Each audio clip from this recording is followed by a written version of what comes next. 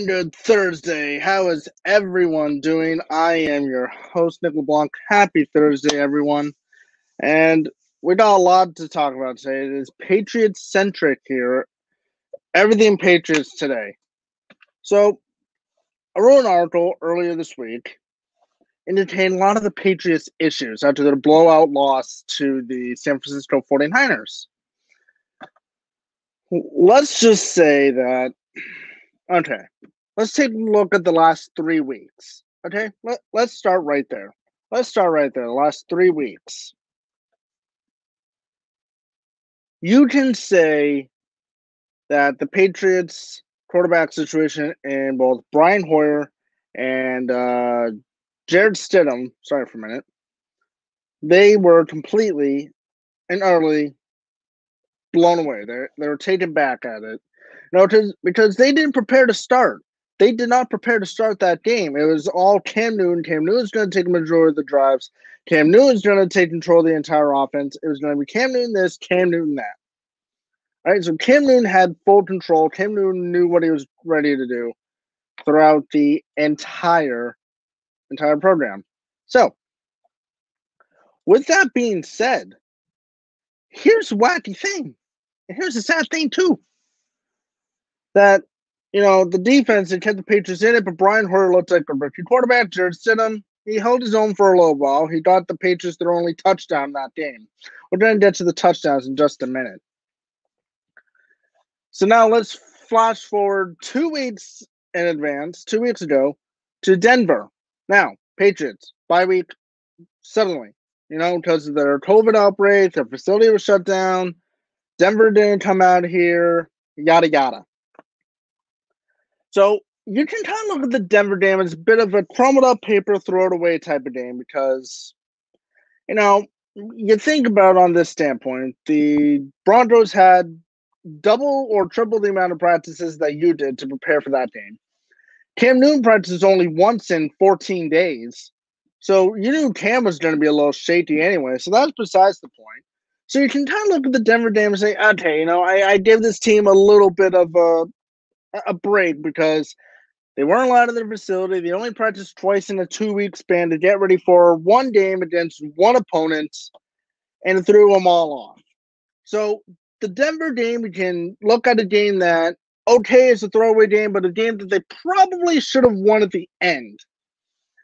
But besides the point, though, last week, uncalled for, an utter embarrassment.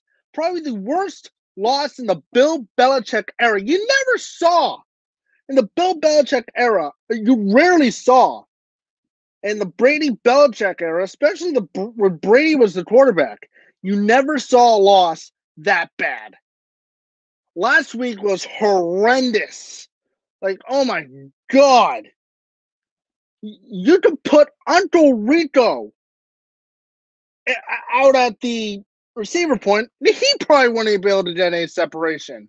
Or he wouldn't be able to touch the ball. You could put him where Cam was. He probably would have been able to do something about that. It's just ridiculous in how embarrassing loss not only for Bill Belichick, should be embarrassing for Robert Kraft to watch, should be embarrassing for a Patriots fan to watch, and especially embarrassing for the two radio guys of the Patriots, and Scott Zolak and Bob Socci, to sit there and call that pathetic excuse they called an effort. Pathetic with the capital pathetic. Oh my God! You got guys that can't get open. You got Newton holding on to the ball too long, rolling out, underthrowing balls, overthrowing balls. Ridiculous. And for a veteran quarterback like Cam Newton to not know the awareness of where he is on the field or where a certain receiver is on the field is an embarrassment. Cam Newton's playing for a lot here. Cam Newton's trying to play for the rest of his flipping career. And he's not doing much about it. Because Cam's all discombobulated. The offense is discombobulated. The offensive line can't hold a block. And when they do, Cam throws an interception. Edelman, the other, on Sunday, he was trying to keep Cam's morale up, saying, hey, we got this, we got this, we got this. Never sunk in. So what does that say about Edelman's leadership? We'll get to Edelman in just a minute. But if Edelman can't get these guys going, who will? Who will slap the Patriots like this multiple times? Say, hey, guys, we're 2-4. We got 10 games left in the regular season. But again, plenty of time. There's still plenty of time for the Patriots to wake up and figure out something here. But they don't figure out something soon. You're going to be looking at a very difficult team to watch the next 10 weeks. You're going to be looking at the Buffalo Bills. The Buffalo Bills winning the AFC East for the first time since 1995. Let that digest for a minute, Pat fans. You have ran this division for 18 of the last 20 years. The only other teams to win the division besides you were the New York Jets in 2002 and the Miami Dolphins in 2008, which was Brady's ACL year. Those are the only two times that a team other than you won the division. And now here we are, 6 games into the post-Brady era. Buffalo looks like they're ready to take the division. Miami looks like a different team. The Jets are the Jets. Don't worry about the Jets. Let's forget the Jets even exist, okay? The Jets don't exist, okay? They're in the CFL, the XFL, all right? You're third place. You're a game behind Miami. Okay, it's not the end of the world. Miami loses this week. You get an upset win over the Bills. Bang, bang, boom, you're back in it. It's your thing. You're 3-4. Buffalo's 5-3. Miami's 3-4. And most likely the Jets are going to be 0-8 by the end of it because they play the flipping Chiefs. The Bills and Patriots already played the Chiefs. Dolphins have yet to play the Chiefs yet. I think that game got moved. But you got the Jets who are going to just get absolutely trampled on by the Chiefs. So the Jets don't even worry about that. Got the Dolphins hosting the Chargers this week. That was supposed to originally be week 11. But now it's this week because of all the rescheduling, because of COVID and all that mumbo jumbo. But you really need to take this into consideration, though. Is this Patriots team legitimate? It's not. You got no wide receivers. 0. None. Zippity doo-dah. Good luck to you. Bye. Thanks for coming. It is ridiculous. It is ridiculous in the amount of that saying. It's ridiculous because you got these guys here. And they're all young guys. Chase Winovich is a young guy. Jacoby Myers is still a young guy. N'Keal Harry is in year number 2. Myers is in year number 2. Ryan Izzo, who probably himself couldn't catch COVID-19 if it was chucked right in front of him. Bad joke to make, I know, but he can't catch. He can't get any separation. Harry can't get any separation. When Edelman's out there, he can't get any separation. And speaking of N'Keal Harry, he's in the NFL concussion protocol, so we don't even know if he's going to play this Sunday. Edelman's out for a few weeks because Edelman had to have a precautionary procedure done on his knee. And he's out not only Sunday, but he's also going to be out for some time, which is probably a timetable maybe 3 to 4 weeks, maybe, if you're lucky. But this makes me think, though, could Julian Edelman potentially be playing his final days in New England, or the season really goes off the rails between now and the next couple of weeks when Edelman might be expected back? Could Sunday against the 49ers have been the last time we saw Julian Edelman in a New England Patriots uniform? It's possible. It is undoubtedly, incredibly, 100% possible. Because you got all these guys right here that are trying to compete. You got Edelman, who stayed. Brady, he left. Gronkowski, he came out of retirement, requested trade to Tampa Bay. He got his trade to Tampa Bay. Edelman could have done the same thing. Edelman stuck it out to play with Cam Newton. Stuck it out here to see what he could do. And now, will Edelman be here by the end of the year? Edelman's a free agent at the end of the season. He could go to Tampa Bay and be with his boyfriends and Brady and Gronk. Easily. He easily could. No doubt about it. So a lot more on the Edelman stuff to come.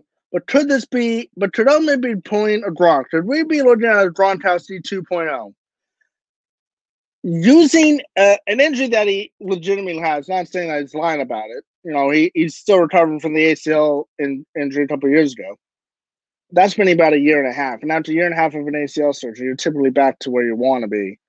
But could Edelman be using his injured knee as an excuse to not play and dead his butt out of town so that way he can go down to play with Brady and Gronk?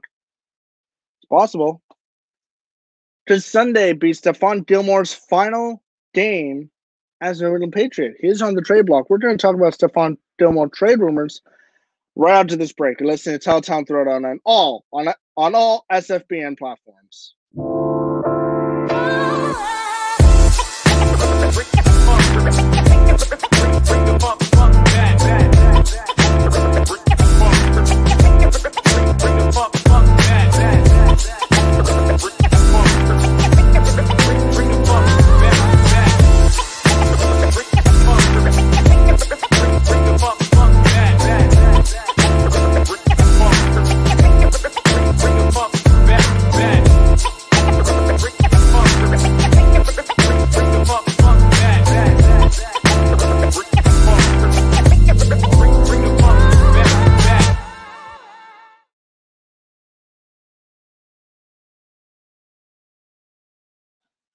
Welcome back to TitleTown Thorwdow. Segment number 2.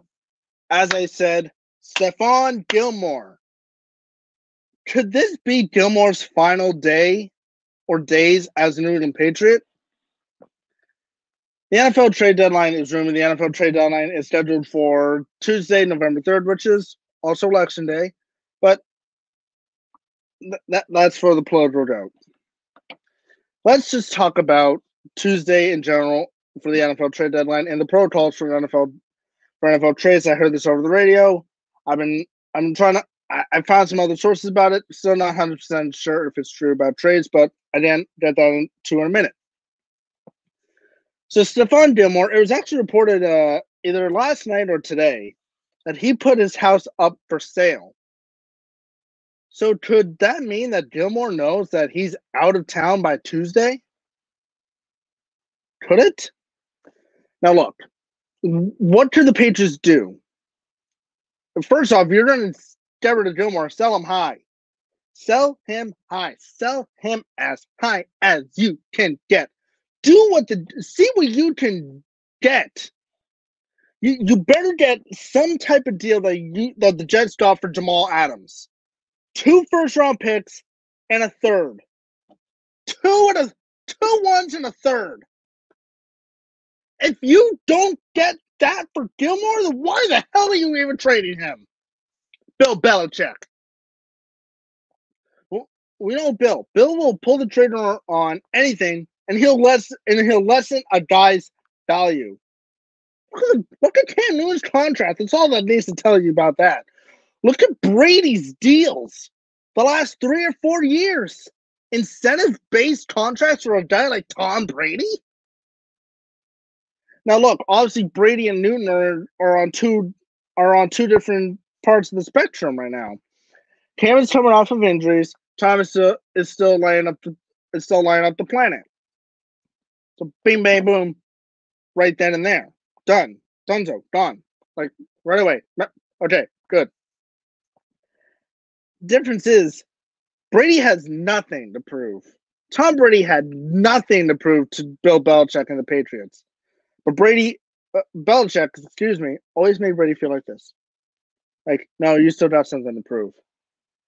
What more did the 6th round pick? 199th overall. A scrawny, it can be QB, need to prove to you. Cam Newton has a lot to prove to you. That's fine. He needs to show that he can still run, he can still pass, he can be a day manager, he can throw the ball down the field, anything. Tom Brady? Nothing. Brady has nothing to prove. And he's showing it down in Tampa Bay, lighting it up down there, while Cam Newton is stinking up the joint up here at Gillette Stadium. Stinking up the joint. And fun fact, Tom Brady makes his Gillette Stadium return next year. Don't know when, but it's going to happen.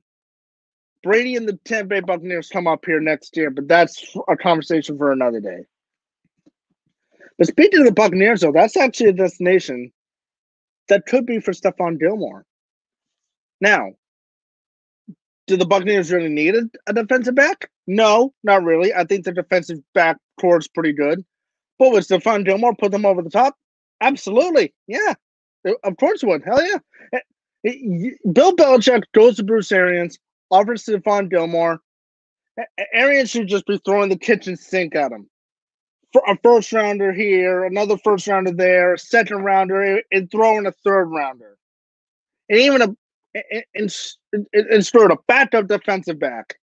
Just to brand the 2019 reigning Defensive Player of the Year award winner? Why wouldn't you? Why wouldn't you? If you're Bruce Arians, that's a no-brainer. Another team that's interested in him, and I think this is someone that a lot of Patriots fans would hope that he goes to.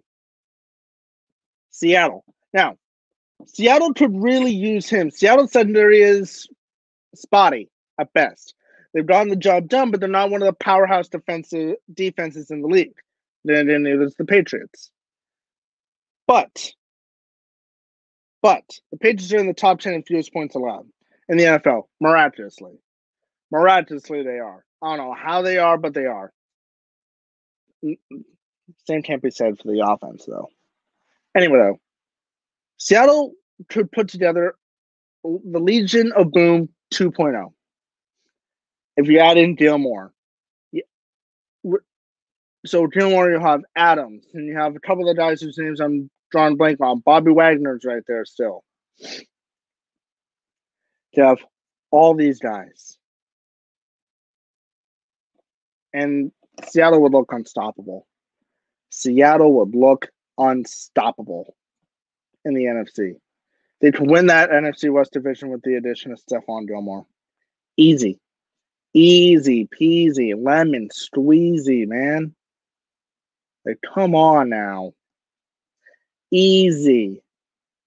Now, obviously, there'll still be some other teams potentially interested.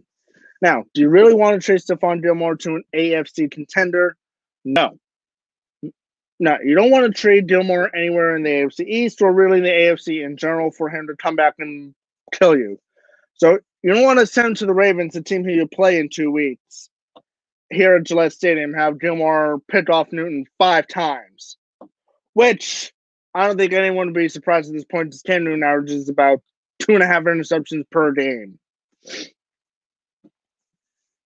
But if you're Bill Belichick and you are looking at selling Stephon Gilmore, sell him high. Don't pull. You could have easily done Jimmy Garoppolo for a first-round pick in 2017 if you sent him to the Niners. Now, would Garoppolo have been the same successful quarterback as he is on San Francisco? Probably not. Probably not. Injury-prone. Baker Mayfield probably wouldn't be there. But I wonder what Baker Mayfield could have been here. To take over for Brady. So your quarterback situation would be a much better situation. Because right now, Pat fans, your quarterback situation stinks. Stinks. Newton, Hoyer, Stidham. Wow, what a trio. What a trio. I mean, Brady's backup certainly ain't better. It's Josh Rosen and Blaine Gabbert.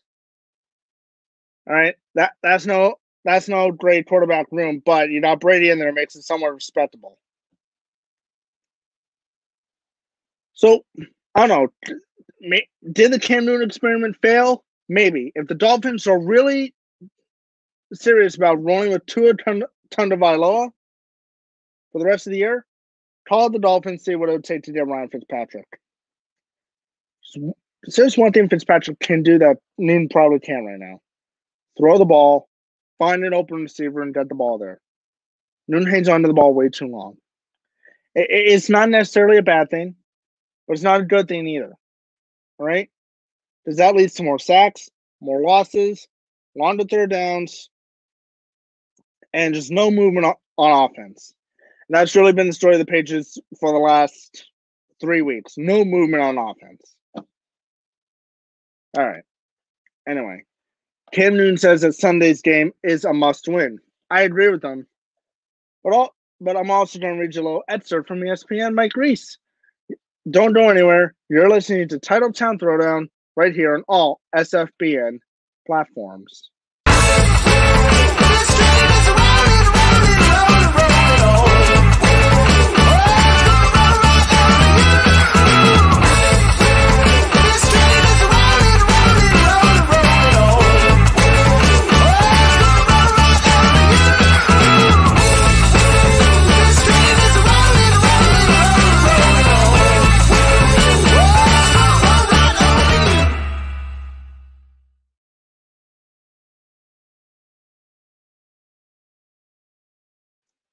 And welcome back to TitleTown Thorwdow. I am Nick Blanc. So here is what Cam Newton said to Mike Reese as the Patriots are trying to end their 3-game losing streak, their first since 2002. Patriots quarterback Cam Newton called Sunday's road game against the Buffalo Bills a must-win for the team. The Patriots are currently 2-4 on their first 3-game losing streak since 2002 and trail the Buffalo Bills, who are 5-2 in the AFC East. And I quoted Cam Newton here, as he said today at the practice. This is a must-win for us, and I'm going to control the things that I can control.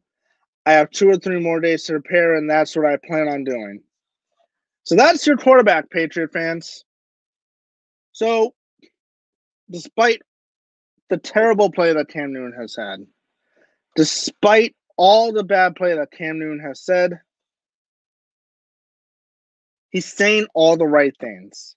And he's taking this seriously. He's not taking this lightly, which is good. I mean, he's been in this situation before when in Carolina.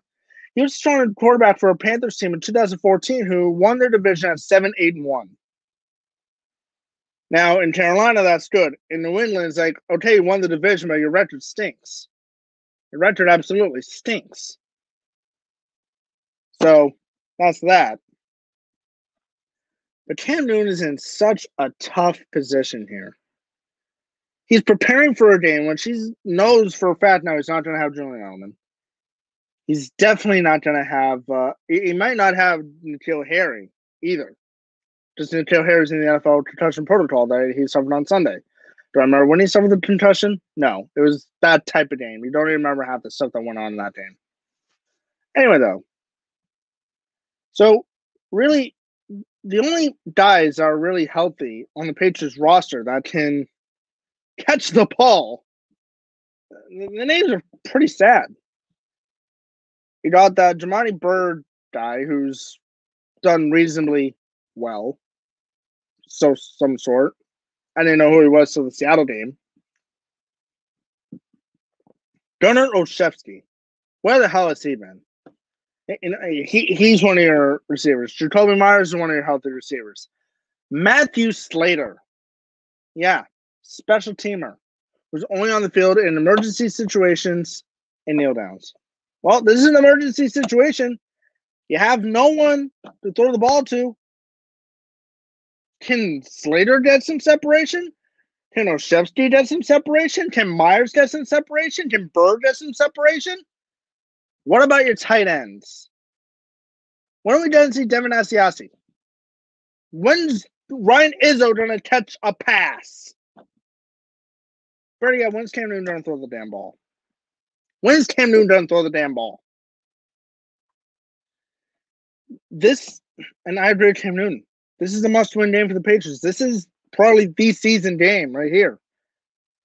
They ain't got the Jets, who are probably going to be 0-8. and you're going to sit there 2-5.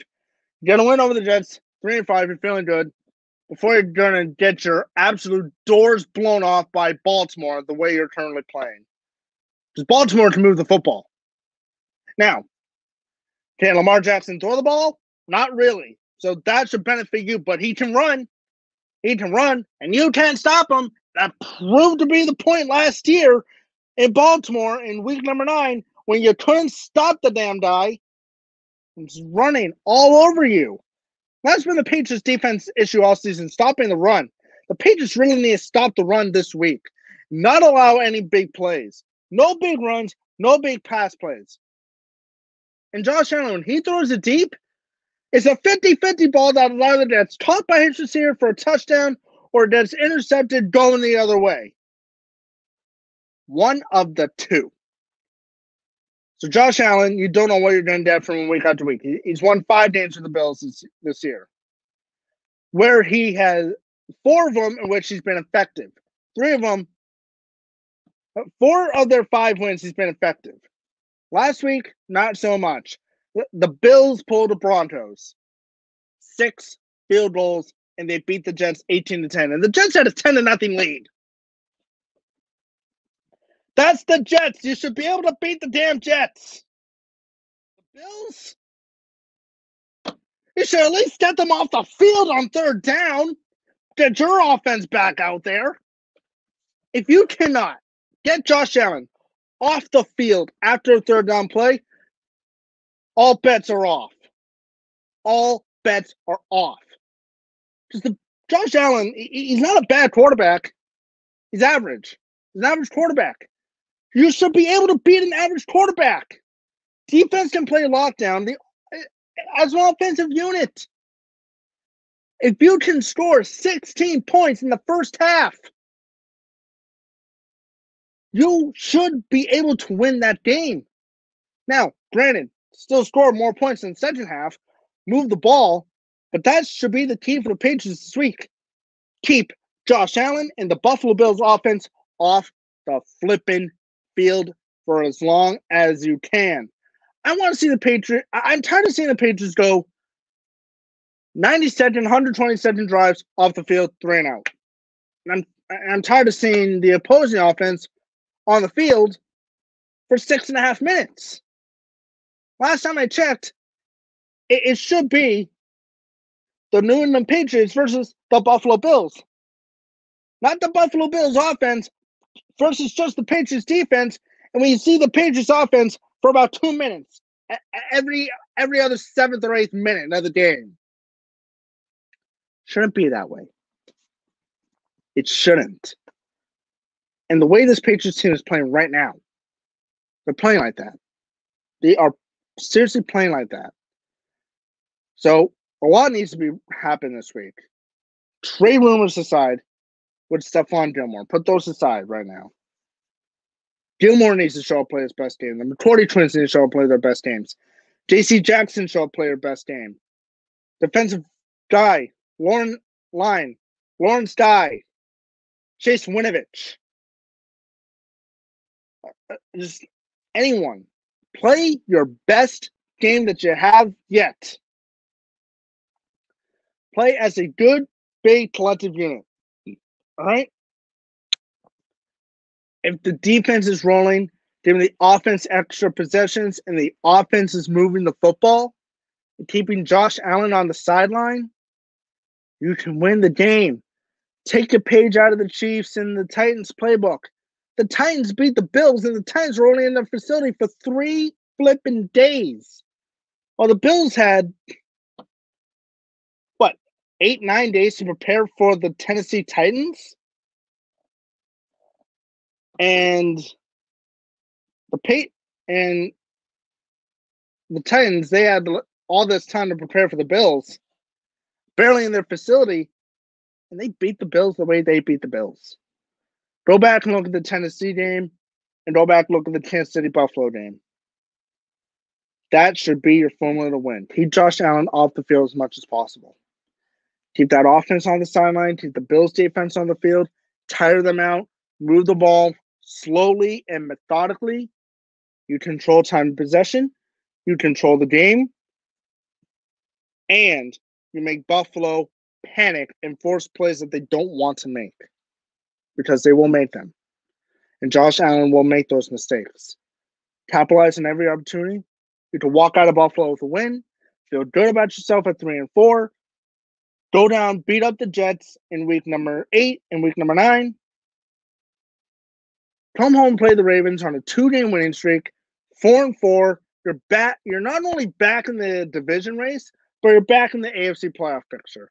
Right now, out of 16 teams in the AFC, you're 12. You're 12. You're behind the. You are behind some of these teams. The Colts, the Browns of all teams, the Dolphins. 3 teams that you should be ahead of. In the entire NFL, you're behind the Philadelphia Eagles, who are 2-4-1, and leading their division at 2-4-1. And you're behind them in the NFL standings. You're behind the Detroit Lions, who are just a dysfunctional organization. They don't even know who the hell their owner is. And yet they're 500. They're a 500 team. The Carolina Panthers are in a similar situation. They moved on from Cam Newton, bringing a guy, Teddy Bridgewater, who had injury history. They're 3-4. They're a half game better than you. Use that as motivation. Patriots need to use that as motivation this week. If they can't, I don't know what to tell you. So, keys to the game again for the Patriots. No, don't let up big plays. Control the time of possession on the field. Move the ball slowly and methodically. And Josh McDaniels, for the love of God, please call on a 3rd and short play. Call a run, or a quick out, or slant route, or something. Anything. Enough of these deep ball plays. And on 3rd and long, don't call a screen pass. Call a 10-yard slant, middle of the field, and let's go. 3rd and 15. You pick up 14 yards and you're short by a yard. At least you move the ball and put you in the field goal range. That should be the goal every time. Get the ball in the field goal range and then go from there. Once getting in the field goal range, then you really start choosing the plays wisely. But when you're if you're on the opposite end of the field, slant. Just slant. Because in the last 3 games, I don't care about Miami, Seattle, which has probably been by far the Patriots' best offensive game, and Vegas. Take out those 3 games. Last 3 games between Cam Newton, Brian Hoyer, and Jared Stidham combined. 52 of 84 completed passes. I think that's good for about maybe league average. I think. I don't know the math off the top of my head. I believe that's about 60 to 62%. Anywhere.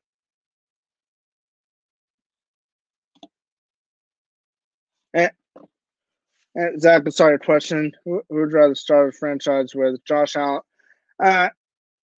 Probably Juju Smith-Schuster, just because he can probably, Juju can actually, I don't know, get separation to get open. Josh Allen, again, not a bad quarterback. He can still find the open receiver, but he's an inconsistent passer. Anyway, though. But Zach, though, thanks for tuning in. But anyway, though, and I'm going to get through this quick because we have game picks and because we have Nick's picks coming up right after this segment. But thing is this. Control the time of possession. Get off the field on 3rd down. Don't allow any big plays. Choose plays wisely. You do all that, you're going to win this game. You are going to win this football game. You are really going to win this football game. Because for me, and for all Patriot fans out there, this needs to be a must-win game.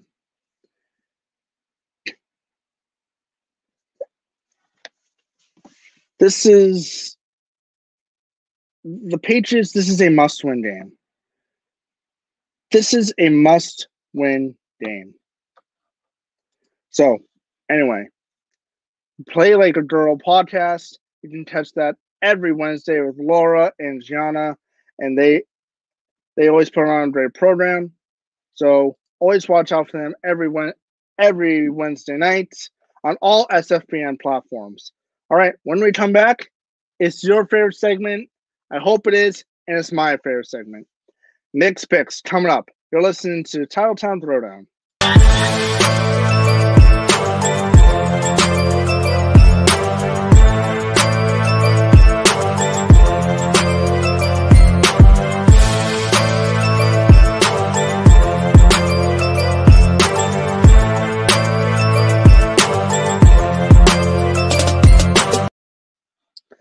And welcome back to TitleTown Thorwdow. It is everyone's favorite time. Yep, it is Week 8 NFL Game Picks. We are right here to wrap up the show as we do every single week. So let's get it all started right now. So Thursday Night Football. We don't know if this is going to be a doozy or not, but we'll find out in about an hour, 50 minutes or so. Yeah, less than an hour, about 40 minutes. The Atlanta Falcons are taking on the Carolina Panthers in Carolina. Atlanta has won 5 of the last 6 games against the Panthers. Given all of Atlanta's struggles, and they found a new way to lose on Sunday, I gotta go the Carolina Panthers to this one. Panthers improved to 4-4. Falcons will fall to 1-7. Things still aren't sunny in Atlanta, unfortunately. All right. Your game. The Patriots are 2-4, taking on the 5-2 Buffalo Bills. New England 12 points of fear in 3 straight games. On offense, getting outscored. Offense scored 28 points in the last 3 games. Between Hoyer, Newton, and Stidham combined, Mercedes got distracted. 2 touchdowns, 1 passing, 1 rushing. 9 interceptions between the 3. So there you go. Must-win game for the Patriots. The Bills are favored in this. I'm going to go the Buffalo Bills in this one. And it's really a make-or-break type of game for the season for the Patriots here. So, unfortunately, I hope I'm wrong, but unfortunately, I see the Patriots going to 2-5 and the Bills extending that AFC lead up to 6-2. The LA Rams visit the 500 Miami Dolphins. Dolphins going with Tua Tagovailoa, who's making his first NFL start since Jared Goff and the Rams at Hard Rock Stadium. As much as I like the Dolphins' confidence that they have in Tua, I think it's not the right time. I think Tua is still going to struggle. So I'm going to go with the Rams in this one. Rams proved to 6-2, and the Dolphins fall to 3-4 to keep the Patriots' hopes in the AFC alive. Maybe. This is the game of the week right here. It's a battle for first place in the AFC North as the 6-0 Steelers are the last undefeated team take on the 5-1 Baltimore Ravens. The Ravens are actually favored in this one. I'm going to go against this, and I'm going to say the Steelers prevail. They improve to 7-0. Ravens fall to 5-2. The Chiefs, who have allowed 20 points of fear in 6 of the last 7 games, they're at home to take on the 0-7 New York Jets. The Chiefs are 19.5-point favorites. I expect this game to be over by the half. Chiefs by a mile. Chiefs go to 7-1. Jets go to 0-8. And yeah, tank for Trevor in New York. The 1-5 Vikings take on the 5-1 Packers. The Packers won the last 3 games against the Vikings, 2 of them being in Minnesota, 1 at Lambeau. I like the Packers in this one, even though Minnesota always plays them tough. This is going to be a tough game, but I am going to go with the Green Bay Packers in this one. Green Bay improves to 6-1. Vikings fall to 1-6, and they will be selling off pieces. Kirk Cousins, their job is in jeopardy. This will be a great game here, actually. Probably one of the very few games here. The Colts, who are 4-2, they visit the Lions, who are 3-3. The Lions have lost 6 straight home games. That is the longest active streak in the NFL. Isn't the phrase "home sweet home"? Apparently, it's a Detroit nightmare. But then it's Detroit sports lately. It's been the theme. So anyway, I didn't know the Lions in this one. I like the Lions in this. I think they finally snapped that 6-game losing streak. Stay within striking distance of the very tight NFC playoff picture. The NFC is going to be a fun race this year. So Lions go to 4-3. Colts fall to 4-3. Lions, I remember the last time they were above 500, but they'll be there. The 3-3 Las Vegas Raiders take on the 5-2 Cleveland Browns in Cleveland. Vegas has allowed 30-plus points in 5 of their 6 games this season. Surprisingly, we're one of the teams that scored 30-plus points on the Raiders. Believe it or not. Browns coming off a great game. Great comeback from behind game. Baker Mayfield really showed a lot last week. Which is why I'm going to go the Browns. Browns go to 6-2. Raiders fall to 3-3. And the Browns, they're going to stay tightly in that AFC North division with the Steelers and the Ravens. Hey, Pittsburgh, Baltimore, Cleveland's not messing around this year. The 5-1 Titans take on the 5-1 Cincinnati Bengals. Bengals had the fifth most rushing yards allowed in the NFL this season at 133.7. That bodes well for Derrick Henry. Should be a win for the Titans. Titans go to 6-1. Bengals fall to 6-1. Late games here. The Broncos host the Chargers. Both teams at 2-4. Denver's won 3 of the last 4 games against the Chargers. Will be a good AFC West showdown, as this could leapfrog one of these two teams back in the playoff picture. I'm going to go with the LA Chargers in this one. I like Justin Herbert. I like the way he's playing. So far this year, the Chargers seem energized every time they play. They held the lead last week against Jacksonville. They came back. So I like the Chargers in this one. Chargers go to 3-4. Denver falls to 2-5. One of the games of the week here, the 4-2 Saints visit the 5-2 Chicago Bears. The Bears have allowed the fewest rushing yards this season, 84.1. So we know who is the worst team in the NFL in rushing. One of the worst teams in the NFL in rush yards allowed this year, and we know who the best team is. So it's going to be a passing game. Foles versus Breeze. Probably like Breeze in this one. So I'm going to go the Saints in this one. NOLA improves to 5-2, and the Bears plummet to 5-3. Great NFC West matchup here. The 4-3 49ers taking on the 5-1 Seahawks. Russell Wilson is 13-4 in his career against the 49ers. That includes the playoffs. I like the Niners in this one. Now, the Niners, they took advantage of a bad Patriots team last week, put up 33 points. I didn't have the same luxury this week against the Seahawks. Hawks go to 6-1. Niners fall to 4-4. But still within striking distance in that NFC playoff race. The NFC East. A battle for first place on Sunday Night Football between two teams that are just absolute garbage. The injury-riddled Cowboys, who are 2-5, take on the 2-4-1 Eagles. Mind you, the Eagles lead the NFC East at 2-4-1. Let that sink in. Despite all the injuries for both teams, at least Philadelphia's on their first-string quarterback. I don't know the Eagles in here. They extend their lead in that NFC East window. They improved to 3-4-1, and Dallas falls to 2-6 as the dysfunction in Dallas continues. Monday Night Football. This really shouldn't be a game by the half. The 5-2 Brady and the Bucks take on the 1-6 Giants. Hopefully, no ghosts trip over Daniel Jones this week, or Daniel Jones doesn't trip over any ghosts. The Giants have They have averaged 11 points per game versus non-divisional opponents this season.